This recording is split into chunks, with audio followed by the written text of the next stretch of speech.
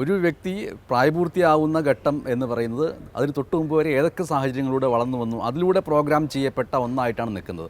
ആ പ്രോഗ്രാമിലെ അപര്യാപ്തതകൾ, അതിൻ്റെ മോശം സാധ്യതകളെല്ലാം ഡിലീറ്റ് ചെയ്യുകയോ തുടച്ചു മാറ്റുകയോ ചെയ്തിട്ട് മറ്റൊന്ന് അവിടെ പ്രതിഷ്ഠിക്കുന്നു എന്ന് അതിന് പറയാൻ കഴിയുമോ? ഏറ്റവും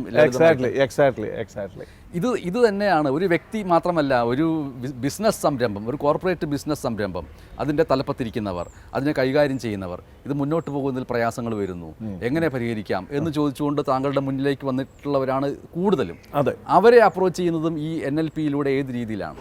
ഓക്കെ, ഇത്തരത്തിലുള്ള സാഹചര്യത്തിൽ ഈ NLPയുടെ ഏറ്റവും വലിയൊരു സൗന്ദര്യം എന്ന് പറയുന്നത് ഇതിന് സൊല്യൂഷൻസ് ഉണ്ട്.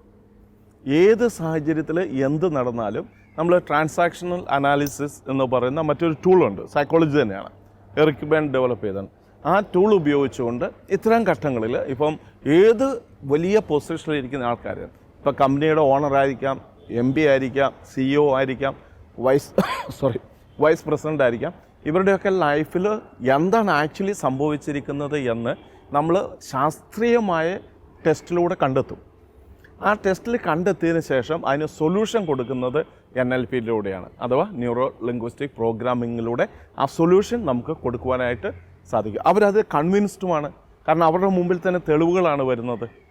അങ്ങനെയാണ് ഇത് ഡെവലപ്പ് ചെയ്ത് കൊണ്ടുപോകുന്നത്.